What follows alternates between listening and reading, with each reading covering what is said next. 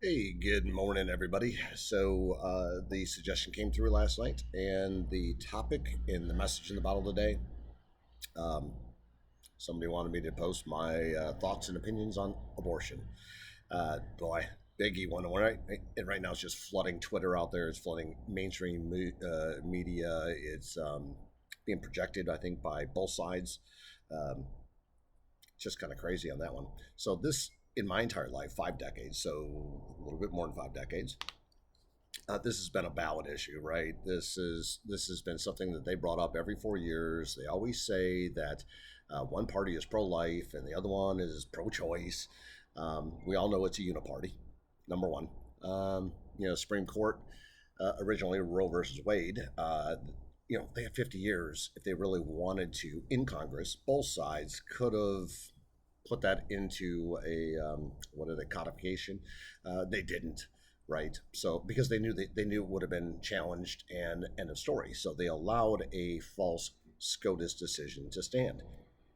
They called it the law of land. They thought it was some type of new right that was given under the Constitution, which is not true.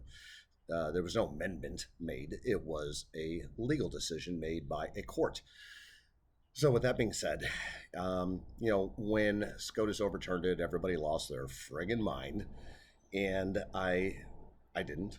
I am pro-life, but I'm also a Christian. So these are my characteristics. These are my beliefs. These are my morals. These are my values. Right? That doesn't mean they're yours. Doesn't mean I can tell you that they have to be yours. And I think what you're seeing, or what I'm seeing, anyways, in the majority, so not the far right, not the far left, because they're all lunatics. The federal government was never meant to tell you how to live your life. It's just a fact. It's always been that it was the states that were supposed to make the rules, and that was it. The government's there is like a bumper. Like when you're playing, going bowling and you throw the bumpers up so you at least hit the damn pin, right? Well, that was it. Now all of a sudden, the court just says, hey, you know what? This should have never been a federal government issue. We're going to put it back to the states and let the people decide. So if people want a choice, which is exactly what they said, my body, my choice, all this stuff, hey, more power to you, right? Now you have a choice. There's more women voters than there are men. Um, they talk about the suburb women and all the other stuff. Okay, well, go vote. So in your state, just like Ohio did, um, a red state, as they claim it is, and yet, and I'm not saying they shouldn't or should, right? Again, I never tell people what to do, but anyways, they put it on the ballot and it passed. So abortion is legal in the state of Ohio. They put it on the ballot. It was that simple. Now, this one in Arizona, this is the problem. You get a kickback from what I think 1864 or something like that. I mean, kind of crazy. And I think it was very clearly said by Trump and other people that you know what, the state will work it out. The court was asked a question, the court answered a question, the court did not make a law. This is something that was from 1864. So whose fault is that, right? That's the state of Arizona, the legislation and the governor that should have put forth a new law, right, for the recommendations of the people, and then the people could have voted on it, and this would have never happened. But why would you blame anybody else, right? This is the problem in our country. It's like we have a constitution, which is the law, right? But it's like a computer program. Anybody that understands how DOS was, right? So back in I don't know 60s, 70s, whenever the hell it was invented, um, it is zeros and ones, right? I remember being taught how to program this thing. It was insane to get the damn thing to do one thing, right? But then what they did is they built on top of it, on top of it, on top of it. Until this day, the internet, Windows, everything you use in life is built on technology from the 50s. Well, it's the same thing with a lot of our laws. They don't get rid of the old books. So what they should be doing is put forth some very simple laws, right, that are well written, well received, and the wish of the people, and then clear out the old laws. Very simple. I mean, to me, that makes sense. It's kind of like when Congress passes these omnibus bills, and everybody thinks that this is just a budget, but it's not just a budget. It is a bill. It becomes law. And within those 5,000 pages, it doesn't just say, hey, by the way, your new budget is. Why do you need 5,000 pages to say that? You know how many new laws they sneak into that thing every single year that people are completely unaware of? So, anyways, the whole idea on the abortion thing is, I hear from, by the way, I have $5. So, do I believe that women have rights? Yeah, absolutely. Am I going to tell my kids what to do? I can't. I always say God's sense of humor, free will, right? So, therefore, they have to make their own choices based on their own beliefs and their own morals and values. That's the way this works, and you have to accept that of other people. You can't judge them. Not if you're a good Christian. You shouldn't be judging. You can dislike it, but I don't think you judge. And so I think in every state in the union, it'll turn out where there'll be a reasonable or acceptable by the people when it comes to this abortion issue. I mean, I don't know why everybody wants to get all hyped up and think that if it's a Democrat issue and they're pro life, right?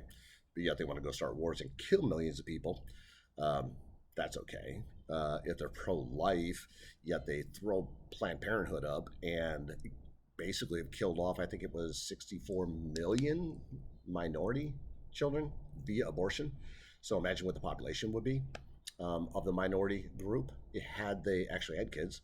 And then if you look at laws that allow for adoption, if you know anybody's ever tried to do it or has done it, it literally costs them their life savings to adopt a child. So with all these children that are wanted, um, all these children being aborted, I mean, I think there's other issues. But that's just me. I mean, that can't be right for everybody, and there has to be exceptions, right? So they do say exceptions. I mean, you got some crazy stuff in our world, right? And it's unfortunate when you deal with incest, you deal with rape, you deal with, and certainly the life of the mother. I mean, that's a medical decision. Whereas, I mean, when things go wrong, they go wrong. Nature is in accordance with that, right? So that should be dealt with accordingly. I just think it's not that big an issue. I think it could be simplified. I think it could be answered, and I don't think anybody needs to be arguing over it. Just go and go vote on your state level. It's no big deal. You know, again, I have 5 daughters. Um, I don't know. Well, I guess I'm trying. It's not a crude thing, but I mean, if they miss a period, um, they should be saying what the hell. And if they miss another one, we'll definitely say what the hell. Now we're into 8 weeks, and then we go miss another one. Boom! Now we're into 12 weeks. Well, you know what? That's not how it works. And on top of it, there are plenty of things that women can do to not be pregnant. There are plenty of things that men should do to not get somebody pregnant. And you know what? And the other part of our system is kind of broken is that the government shouldn't be the sugar daddy. So if a man gets a woman pregnant, she decides to have the child. Well, that man is responsible to pay for that child's. That's how it works. Child support, right? So why are we not just enforcing those laws? Give the women the ability to live their lives, have children if they want, and not be forced into a decision because it's financially based or emotionally based because they don't feel like they have the means. There are so many other ways. So we can have this open dialogue and conversation, I think, without yelling at each other, hopefully, and calling each other names and everything else. Like if a woman went out and got an abortion, is she evil? I don't think she's evil. She made a decision. But it takes two to tango, and I said that yesterday's video. So there's always a man and a woman involved. So for any woman that feels a man doesn't have a opinion in this, I don't think it's very fair. It's just not. Um, yeah. So, anyways, that's the answer to the question, or my thoughts on it, anyways. And somebody asked why, so I will post that. And I forget who it was. I'm not going to call you. I don't call people out that post stuff. But anyways, that was what somebody asked. So I posted out there. I said we could try to keep it shorter. This is 9 minutes. This is not the easy one to deal with, to say the least. And again, God bless everybody. I hope you all have a great day. And, let's try to find commonality, not our differences, because that's all the government wants. That's all. It's all the whole world government, right? They all want us just to hate each other. And anybody that wants to post this video, that's great. If you want to call me names and everything else, you're just part of the problem. I'm bringing a conversation, a discussion, a suggestion, simplifying the thought and the idea of how do we react to this? How do we deal with it? You want to argue? I mean, I guess that's your choice. Anyways, God bless. Have a great day.